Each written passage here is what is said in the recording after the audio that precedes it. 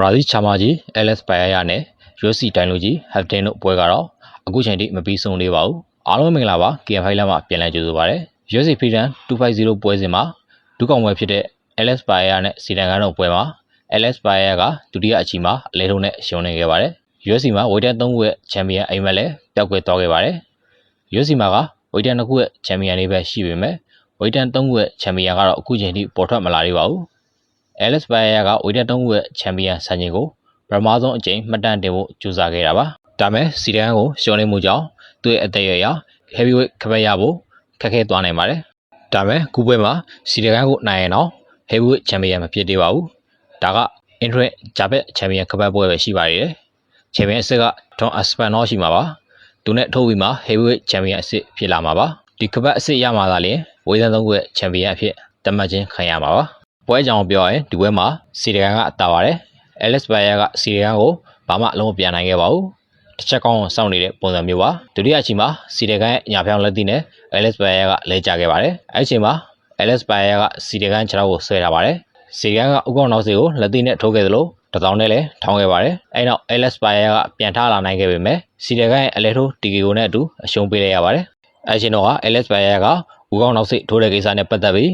ဘာတစ်ခုမှပြောဆိုခဲ့ခြင်းမရှိပါဘူးနောက်တစ်နေ့မှာတော့သူ့ရဲ့ YouTube channel မှာစီတန်နဲ့သူ့ရဲ့ဘက်မှာကင်လို့ခဲ့တဲ့ဒိုင်လူကြီး Haftin ကိုဝေဖန်ထားတဲ့ဗီဒီယိုဖိုင်တစ်ခုတင်လာပါတယ်အဲ့ထဲမှာစီတန်ကသူ့ရဲ့ဥက္ကောနောက်စီထိုးတဲ့အချိန်မှာဒိုင်လူကြီး Haftin ကတားဆီးခဲ့ခြင်းမရှိတာကြောင့်ခမတဲ့အတက်အန်ရဲ့အထိဒီကနိုင်နိုင်ဆိုတဲ့ပုံစံမျိုးနဲ့ဝေဖန်ထားပါတယ် LS ပိုင်ရကပွဲမထိုးခင်က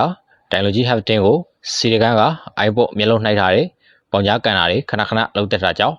ဒီပွဲမှာတခြားကင်တွေဖို့တောင်းဆိုခဲ့ပါတယ်လို့ဖွင့်ဟလာပါတယ် LS ပိုင်ရက